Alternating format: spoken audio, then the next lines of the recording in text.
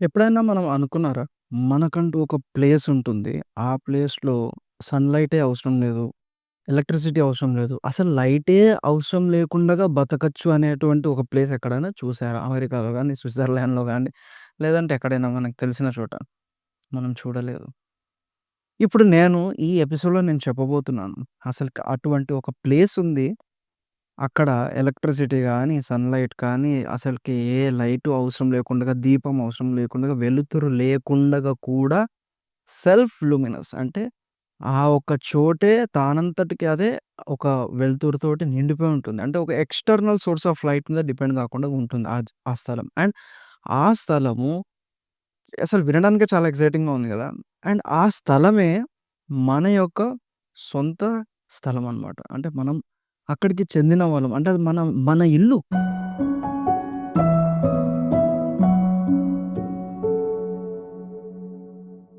Welcome back to Shravanam, the podcast where we discuss and explore timeless truths of Bhagavad Gita and other scriptures. So, ఈ ఎపిసోడ్‌లో మనము Bhagavad Gita 15.6 verse గురించి discuss చేయబోతున్నాం.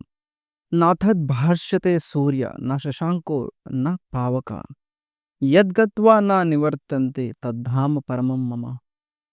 Translation and పర్పట్ by his divine grace AC భక్తి వేదాంత స్వామి శ్రీల ప్రభుపాద్. జై Srila Prabhupad.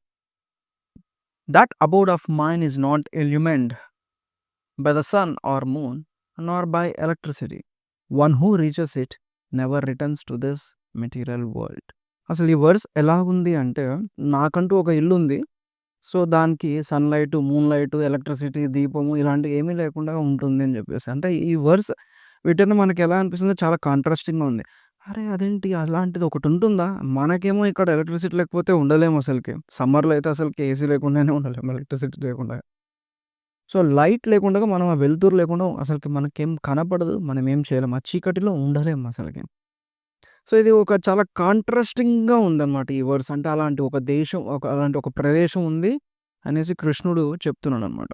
So, కృష్ణుడు ఇక్కడ బేసిక్‌గా ఏమని చెప్తున్నాడంటే, అసలకి తన యొక్క ఇల్లంట సెల్ఫ్ లూమినస్.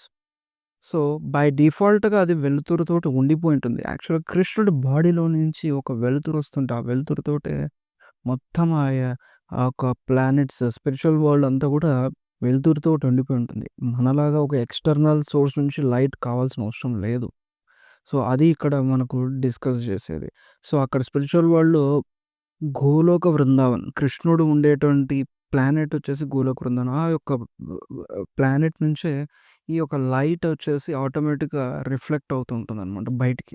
సో, అదే ఆ వెలుతురు సరిపోతది వాళ్ళు ఉండడానికి. మనం వినే ఉండింటాం. ఇది మనకు అర్థం చేసుకోవాలంటే, కొన్ని పాములకి పైన మనీ ఉంటుంది అని మనం అక్కడక్కడ వినుంటాం.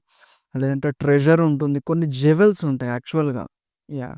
కొన్ని జ్యువెల్స్, ఆ జ్యువెల్స్‌లో నుంచి దానిలో నుంచి వచ్చే లైటింగే అది ఎనఫ్ అనమాట. అది కనపడటానికి వెలుతురు. ఈ విధంగా కొన్ని పాములు నెత్తి మీద పెట్టుకొని ఉంటాయి జ్యువెల్స్. ఇలా మనం వింటూ ఉంటాం కదా! ఇది, ఇది మనకు హెల్ప్ చేస్తది ఇది అర్థం చేసుకోవడానికి. సో, ఇదొక vague example. But I am just trying to explain you.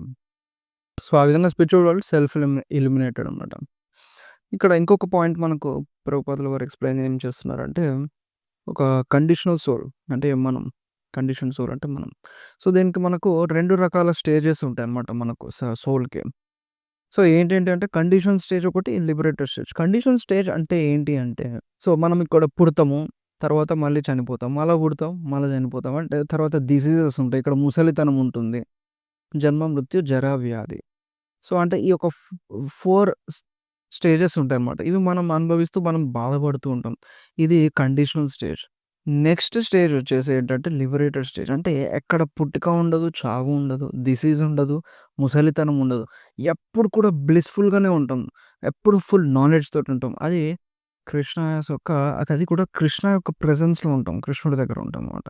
So, అది ఒక రియల్ లిబరేటెడ్ స్టేజ్ అనమాట. అంటే అక్కడ ఎటర్నల్‌గా ఉంటుంది. టెంపరరీగా ఉండదు. అది ఎటర్నాలిటీ అనమాట. అది లిబరేటెడ్ స్టేజ్ అనమాట. సో, ఇవి 2 స్టేజెస్. సో, ఈ యొక్క లిబరేటెడ్ స్టేజ్‌కి రావాలంటే మనం ఈ మెటీరియల్ వరల్డ్ నుంచి వెళ్ళిపోవాలనమాట. ఈ మెటీరియల్ వరల్డ్ మనం ఏదైతే డిస్కస్ చేసుకున్నామో 15.1లో ఈ మెటీరియల్ ట్రీ అనేది దాన్ని డిస్ట్రాయ్ చేస్తేనే మనం ఆ స్పిరిచువల్ వరల్డ్‌కి వెళ్ళగలుగుతాం అనమాట. అసలకి కృష్ణుడు మనకు ఇవన్నీ మనకు ఎందుకు ఎక్స్‌ప్లెయిన్ చేస్తున్నాడు ఇవన్నీ అసలు ఈ పాయింట్స్ అన్నీ కూడా?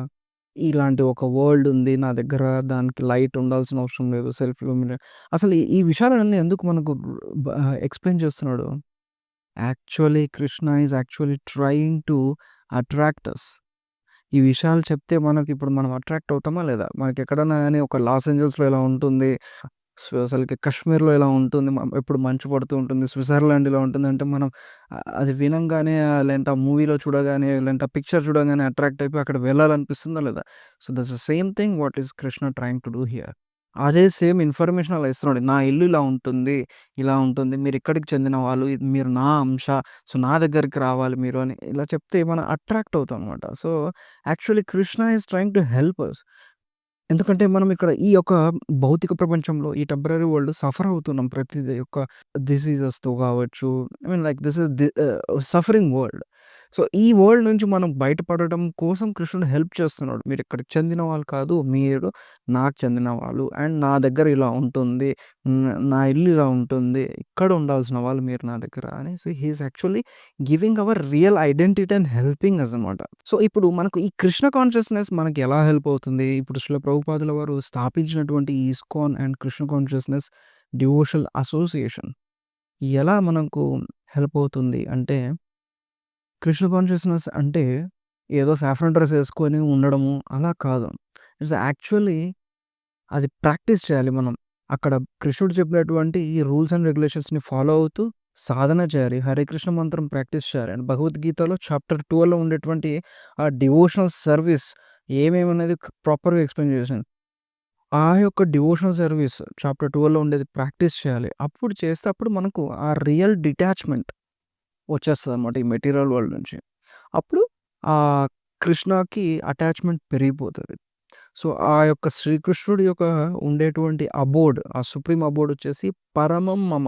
అంటే అది ఒక స్పిరిచువల్ వరల్డ్. ఎక్కడైతే సెల్ఫ్ లూమినస్, ఎక్స్‌టర్నల్ లైట్ ఉండాల్సిన అవసరం లేదు. అండ్ ఎటర్నాలిటీ ఉంటుంది. టెంపరరీగా ఉండదు. And it is full with 6 ఆపులెన్సెస్ అనమాట. భగవాన్ ఫుల్ విత్ 6 ఆపులెన్సెస్. అది పరమం మమ. అది సుప్రీం అబోర్డ్. సో, అంతా బాగానే ఉంది. మరి నేనక్కడికి ఎలా వెళ్ళగలను? ఆ యొక్క స్పిరిచువల్ వరల్డ్‌కి నేనెలా వెళ్ళగలను అంటే, దానికి ఒకటే ఒక దారి ఉందని జెప్పేసి శ్రీకృష్ణుడు చెప్తున్నాడు. అది ఎవరు చెప్పడం కాదు. డైరెక్ట్ శ్రీకృష్ణుడే చెప్తున్నాడు. నా దగ్గరికి రావాలంటే దానికి ఒకటే ఒక దారుంది. ఒకటే ఒక వెహికల్ ఉంది. అదే కంప్లీట్ సరెండర్. శరణాగతి. Complete surrender. అండ్ శరణాగతి ఎలా చేయాలనేది నిన్ననే మనం ఎపిసోడ్‌లో డిస్కస్ చేసాము.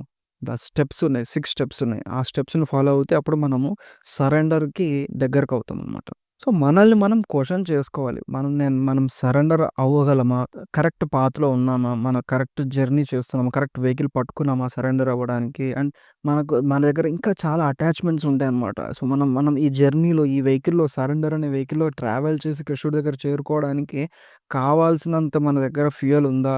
మన దగ్గర అన్నీ ఉన్నాయా? లేదంటే మన దగ్గర ఇంకేమైనా అటాచ్‌మెంట్స్ ఉన్నాయా? ఈ మెటీరియల్ వరల్డ్‌ని బౌండ్ అప్ చేసుకున్న అంటే మెటీరియల్ వరల్డ్‌కి అతుక్కుపోయేటటువంటి అటాచ్‌మెంట్స్ ఏమైనా ఉన్నాయా? అన్నీ తొలగిపోయాయా లేవా అనేది అది మనం చెక్ చేసుకోవాలన్నమాట. సో, ఈ 15.6 వర్స్‌లో శ్రీకృష్ణుడు తన యొక్క అబోర్డ్ గురించి చెప్తున్నాడనమాట. తన ఒక ఇల్లు ఎలా ఉంటుంది? దానికి ఎక్స్‌టర్నల్ లైట్ అవసరం లేదు. అండ్ అది ఎటర్నల్‌గా ఉంటుంది. And it is always blissful హ్యాపీగా ఉంటుంది. అండ్ మనం దానికి కావాల్సింది చేయాల్సిన ఒకటే ఒక పనేంటంటే, ఈ మెటీరియల్ వరల్డ్ నుంచి మనం ఈ సాధన చేసి ఎలా ఈ డిటాచ్ అయిపోయి కృష్ణకి అటాచ్ చేసుకొని మనం ఎలా ఆ అబోర్డ్‌కి వెళ్ళాలనేది ఈ యొక్క వర్స్‌లో డిస్క్రైబ్ చేయబడిందనమాట. సో, ఈ ఎపిసోడ్ గాని మీకు నచ్చి, మీలో ఒకటి ఏదన్నా ఇంట్రెస్టింగ్‌గా అనిపిచ్చి, భగవద్గీత గాని, ఇలాంటివి నేర్చుకోవాలని మీకనిపిచ్చి, మీ ఫ్రెండ్స్‌కి షేర్ చేయాలి, తనకి గూడా యూజ్‌ఫుల్ అవుతుంది అనుకుంటే, ప్లీజ్ మీ ఫ్రెండ్స్ తోటి షేర్ చేయండి. Thank you very much. Hare Krishna. జై శ్రీల ప్రభుపాద్.